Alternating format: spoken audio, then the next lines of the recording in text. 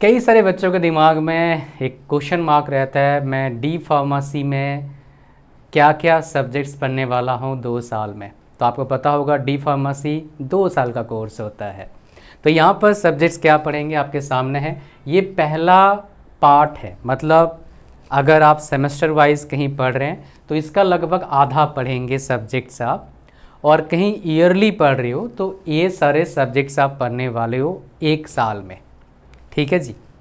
तो जैसे भी आपका पढ़ाया जाएगा थ्योरी और प्रैक्टिकल मिला के, तो जहाँ पर क्या होगा आपका यहाँ पर प्रैक्टिकल कितने देखेंगे, एक प्रैक्टिकल है पहला, 2 प्रैक्टिकल है, तीसरा प्रैक्टिकल है, चौथा प्रैक्टिकल है एंड 5 प्रैक्टिकल है। तो बोलेंगे सर 5 ही से पढ़ेंगे, भाई पार्ट 1 पार्ट 2 करके पढ़ाएंगे आपको। अगर 2 सेमेस्टर में पढ़ोगे, 1 साल में पढ़ोगे तो भाई इकट्ठा पढ़ाया जाएगा, इस हिसाब से होता है। अच्छा, तो यहाँ पर डिफ़िकल्ट जो मेरे वीडियोस देखते हैं फ़ायदा क्या मिलता है, थोड़ा सा एक्स्ट्रा ऑर्डिनरी बात आपको पता लगता है।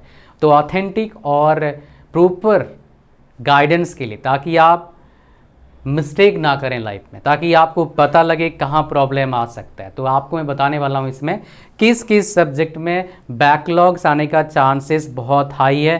थोड़ा भी है वो भी बता दूंगा, प्लस मैं आपको सिलेबस भी दिखाऊंगा एक सब्जेक्ट का, आपको पता लगेगा कैसे सिलेबस होता है। तो यहाँ पर जो सब्जेक्ट्स आपके पास हैं 5 सब्जेक्ट में से मोस्ट बैकलॉग वाले सब्जेक्ट जो है ये है।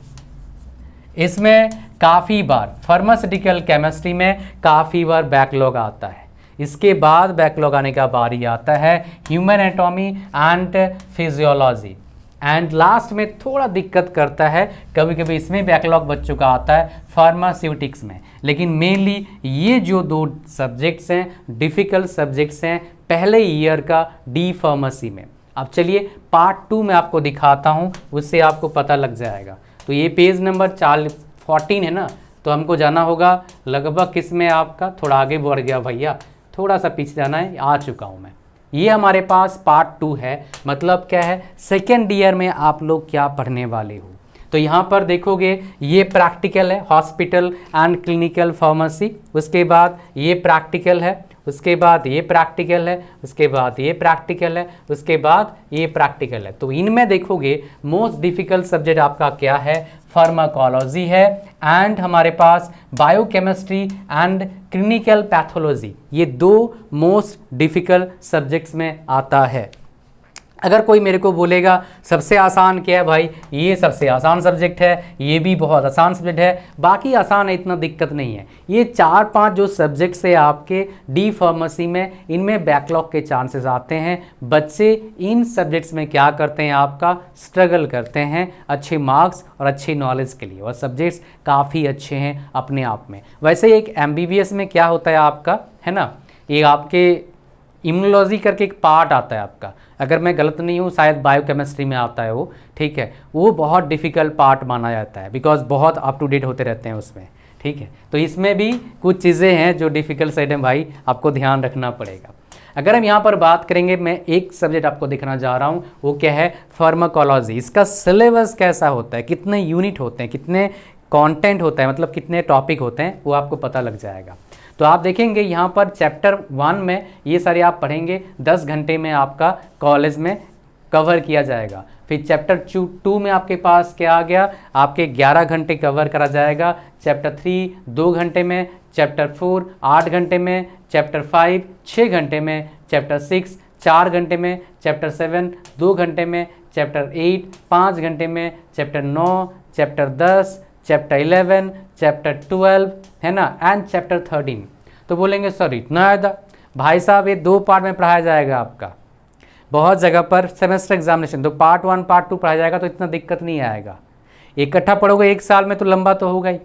आम तौर पर ये जो आपका पार्ट होता है, इवन बी फार्मेसी में बताया मैंने आपको, सेमेस्टर वाइज होता है, तो 5-6 सब्जेक्ट होते हैं और लगभग 2 से 3 प्रैक्टिकल्स होता है। तो 4 महीने का पढ़ाई होता है आमतौर पर एक सेमेस्टर में, कहने का 6 महीना होता है, 4 महीने के आसपास पढ़ाई होता है। क्लासेस लगभग आपके 80-90 लगते हैं, लेक्चर्स 80 से 90।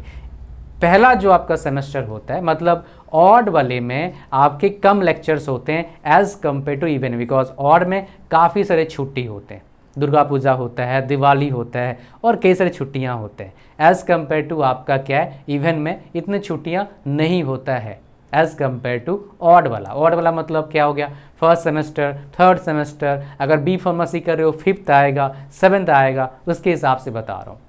अगर आप चाहते हैं proper guidance for having better future, channel को सब्सक्राइब करना फ्री है। अगर आप मेरे से डायरेक्टली बात करना चाहते हैं before investing your money and time, so that आप सही डिसीजन लें और सही कोर्स चूज़ करें। ऐसा ना हो कोर्स चूज़ करने का पता लग रहा है जॉब ही नहीं है ना। आप जानना चाहते हैं डी फार्मेसी, बी फार्मेसी के बारे में कुछ और जानकारी, नीचे कमेंट करिए, मैं वीडियो बनाने की कोशिश करूँगा पूरा।